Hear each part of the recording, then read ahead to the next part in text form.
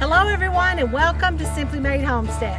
Well, last week I put out a video on things every chicken keeper needs to know.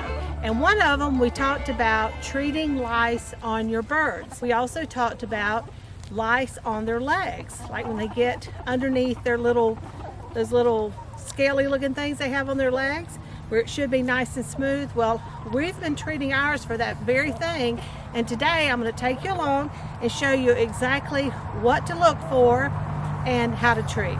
But I want to give you an eyeball look at exactly what you're looking for and what to expect. But before we get to that, if you could take a quick pause, hit a little pause on the video, go ahead and subscribe to our channel. Give us a big old thumbs up, guys. It really helps our algorithm. It helps YouTube kind of put us out there, showing that people are enjoying our videos. And if you're enjoying it, please do that. Give us a big old thumbs up. Now, before we do that, I do want to take you over and just give you a look at the baby goats. Now, who doesn't love a baby goat, right? These baby goats are the first baby goats that we have had on our homestead, and it's been experimental to say the least.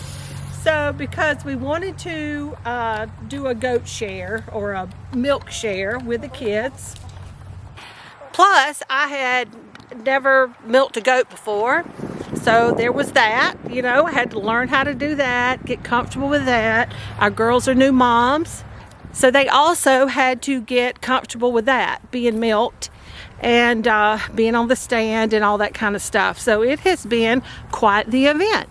Now, we have had baby goats before when we bought them, and they were bottle fed, so we knew the schedule, when to give them what and all that kind of stuff. But as far as the milk sharing goes, that was a whole new thing. So we've really had to kind of figure out like what works best for us. And I was milking them twice a day. I would milk them off some and then give the babies to their mamas and let them, you know, have time together. And plus, I liked the babies being raised by their moms. I just, they really enjoy being together, and I just really like that. As you can see behind me here, right here, we have put this fence up to separate the two pens so we can put the babies on one side some of the time and the mamas on the other. Well, we were doing it where the babies were, I don't remember when we started it, maybe at 6 weeks. We started putting the babies over here at nighttime, and they would sleep during the night, and then I would milk the mamas out in the morning. Just started to get them, kind of getting them used to being apart some. And then I would milk the moms out some in the morning, plus they don't stay still on the stand long enough for me to milk them completely out. We're still working on that. But, and then during the day, we'd put them over once we brought the goats back out, the mamas back out, and the babies would stay with them and for a while, and then we'd separate them. Then I'd get a little milk at night. We'd put the mamas and babies back together, and then we'd separate them for bedtime. And then I'm looking at my milk schedule for bottle feeding, and I'm like, okay, at this point in time, they're 9 weeks old, and they need to, well, some of them are 9 weeks, the other ones are not far behind, and they should be only on one bottle in the evening, but they're not on a bottle. We're letting the dam raise their babies. So I just had to kind of think about it. Okay, what do I want to do here? Well, that in and out stuff, it was just, I don't know. It just didn't seem to be working quite like I wanted. So we have decided to just put the babies over in their side at nighttime still. And then in the morning, we take them up, we get them milked out. I milk out the mamas as much as I can because the babies, they need to be kind of being weaned. So I get as much as I can out of the mamas, and then we put them all together and they spend the day together, the whole day together. And then when it comes time, about 8 p.m., we'll separate them, and that way by 8 p.m. the next morning, on these cold mornings, I don't have to be out here at 6 and 7 o'clock. And so we can let them have that time together, and it's only 12 hours before I milk the mamas out the next morning. Now, we just started doing that, and this morning I've been kind of suspicious that the mamas have been able to get through this fencing. They're hog panels, So they have nice, what are they, 6-inch squares. And I've kind of been thinking that the babies have, because they stick their heads all the way through there, and mamas have been sitting up here beside the fence, they've been milking on them. Now I haven't seen it, but this morning convinced me, because Miss Athena, we got her up, she's always the first one to be milked, and she's one side of her udder, it's been 12 hours now, and one side of her udder was really low. I mean, somebody had been getting them a little breakfast. So today we have decided we've got more hog panels, so we're going to just kind of move them over some to make this right here much smaller and where those babies can't get their heads through there. Now y'all, it's nap time, and look at this little thing. He and his sister, they have always slept in the hay rack, but now there's barely room for one of them. His little big butt is in there. He's so cute. And then here's Fifi's too. They still cuddle up together. So it's nap time. Now you can see here, this is what we're trying to do. Just run this right here in the middle, just to make all this much smaller. I hope their little heads still won't fit through there. So we're going to give it a try, and hopefully that'll do it. Tell them to come play. Come here. Can I sit there? It's about a dirty block. Yeah, it is. Well, you have your helpers. I have mine. Yes.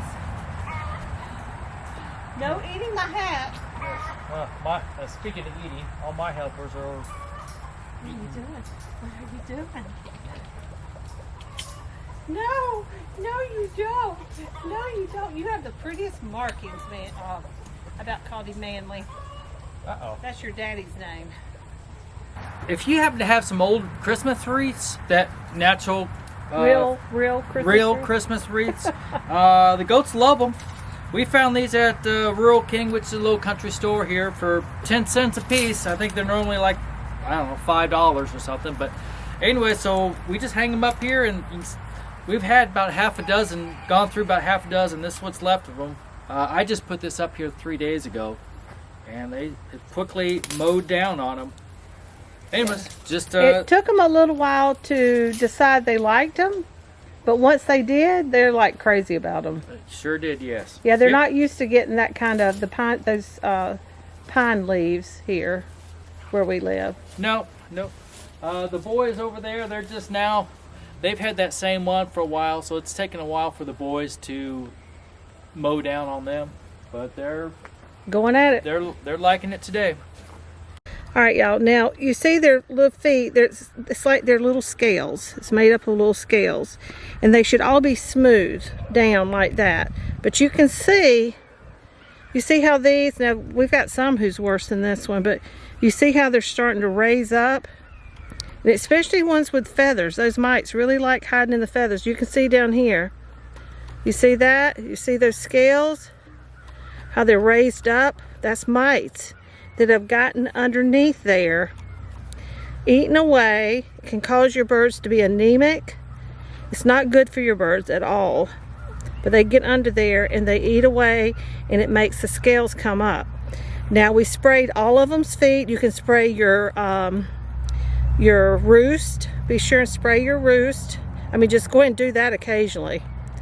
And to keep the mites off the roost, because they get in there sleeping at night, you know. But that's what causes it right there. That's mites under their skin. So you spray their feet really well with that Permectrin 2. You'll see it right now on the screen, a picture of it. Well, that's the mixture, the bottle. It shows on the, I'll have a link in the description for you where you can get it. But you mix it in with water, and it has the mixture, the ratio on the bottle. And then you get it all mixed together, and you just spray their feet really, really well. And how often do you spray their feet? And then 2 weeks later, I was getting to that, but good question. And then 2 weeks later, and make sure you put on your calendar and you're out here on time, because if you wait too long, you'll just need to start over. And then 2 weeks later, you'll spray them again, and which will kill all the mites, And then all of this, it's kind of like a sunburn. Once it heals, those old scales will fall off and then they'll have nice new scales. But make sure you go ahead, you get them sprayed. 2 weeks later, spray again, and they should be good. But keep an eye out just in case you need to do a second round. So we want to get them well and have nice healthy feet, huh baby? Yes. All right, now let's take a look at one without feathers. Up. All right, now see this girl? She doesn't have any feathers on her feet, but she still has mites. You see how that thing's raised up right there? See, you run your hands that way, but you run them this way. It's very rough. It's really easy to see. So those are mites. That's what it looks like, and that's what you look for. Huh? Yes. All right, go play. Go play.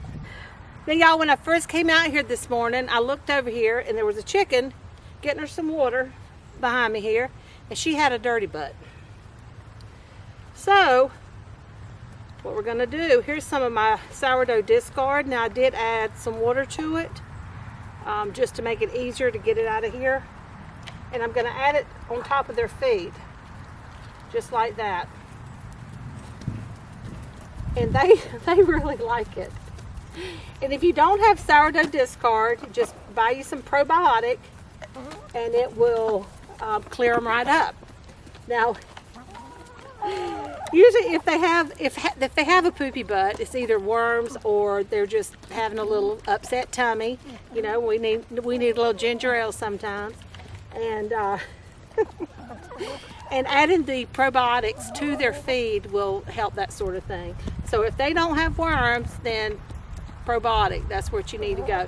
But probiotics is something that you really need to just, you know, give them on a regular basis, and to keep them nice and healthy and have pretty little fluffy butts. Isn't that right? Oh, I know, I'm sorry. I petted you. Shame on me. I just couldn't resist. You're so cute. Alright guys, that is it for today. Now you know what to look for, you know how to treat it. Make sure and check out the links below for you. I'll have it where you can just click on it and be able to order some of the permethrin too, and be able to keep your flock nice and healthy. And you can also use that spray on their backsides. Make sure you check around their vent. If you have any little black specks back there, those are mites, and be sure and give them a spray there. Same thing, 2 weeks later you spray them again. Don't forget those roosts. Don't forget to thumbs up. Don't forget to subscribe and share us with your friends and family and all across social media. Now, if you ever have any questions or comments, Ask. don't hesitate to ask, because we love to hear from you. And until next time, Take care. and God bless.